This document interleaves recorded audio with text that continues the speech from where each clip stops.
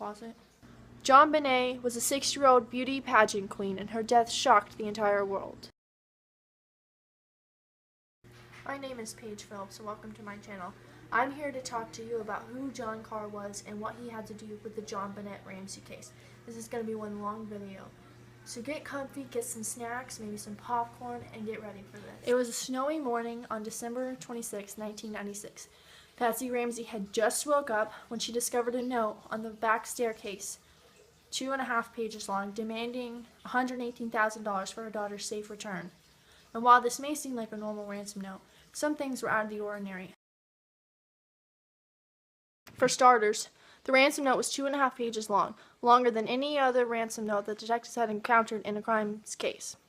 Secondly, $118,000 just so happened to be the same amount of money that John Ramsey had received in the previous months as a work bonus.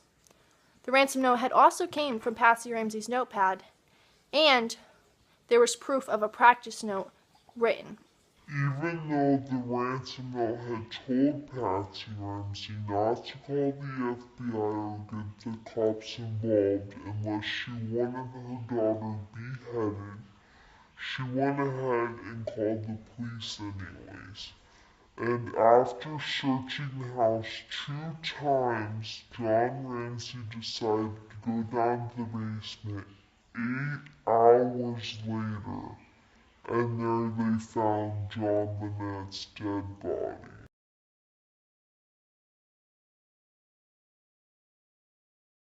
Upon entering the basement, John Ramsey saw a white blanket. Underneath that white blanket was his daughter, JonBenét Ramsey, bound up, duct tape over her mouth, strangled to death with blunt force trauma to her head.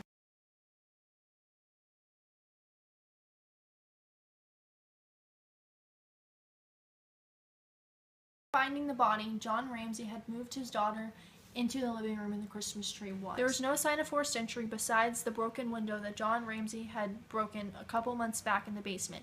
The cobwebs had not been altered, meaning that no intruder had come through it, and it was snowing outside, as I mentioned before, and there was no footprints in the snow. After JonBenét Ramsey was declared dead, the police went to the basement to try and look for any scenes. They failed to close off the crime scene, possibly contaminating all the evidence that was there. There was 2 sets of footprints at the crime scene. Along with the sets of footprints, there was DNA on JonBenét's underwear matching an unknown male, and under her fingernails was a set of female DNA and 2 males' DNA. However, it was too disintegrated for police to test, and the DNA on the cord around JonBenét Ramsey's neck was never tested.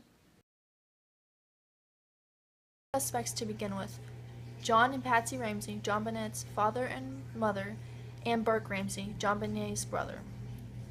Bill McReynolds was also a suspect. He was hired to play Santa at the Christmas parties of the Ramseys. He, however, was cleared as his DNA and handwriting did not match the evidence found. Gary Oliva was also a suspect, as he was known for sexually abusing children, and JonBenét was sexually assaulted before her death. He, however, was also cleared as his DNA did not match the evidence found at the crime scene.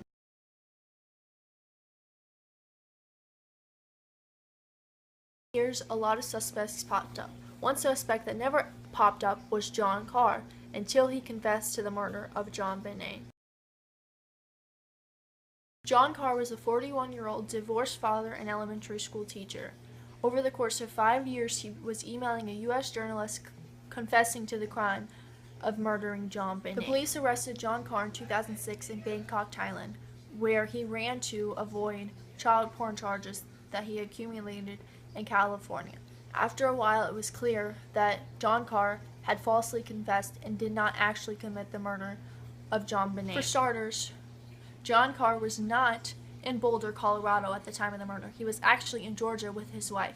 Secondly, he couldn't give specific details about the crime that were not released to the public. His DNA also did not match the DNA found at the crime scene. However, he did say that he did not act alone, and there was 2 sets of footprints at the crime scene. Police, however, decided to clear him of any charges and let him go. The murder of JonBenét remains unsolved, and this is partially because of police's failure to test critical pieces of DNA and close off the crime. Police conducted interviews on John and Patsy Ramsey. They failed to separate the 2, compromising their statements, and they failed to even interview Burke as a suspect. The murder of JonBenét remains unsolved to this day. This hasn't stopped people from speculating what really happened that fateful night. Some believe Burke Ramsey hit his sister over the head with a flashlight, seeing as he was known to be quite violent. Some even believe Patsy Ramsey did it, as JonBenét had wet the bed the previous night before she was murdered. John Ramsey was sexually abusing his daughter, as the autopsy report had said that she had been sexually assaulted before in the past.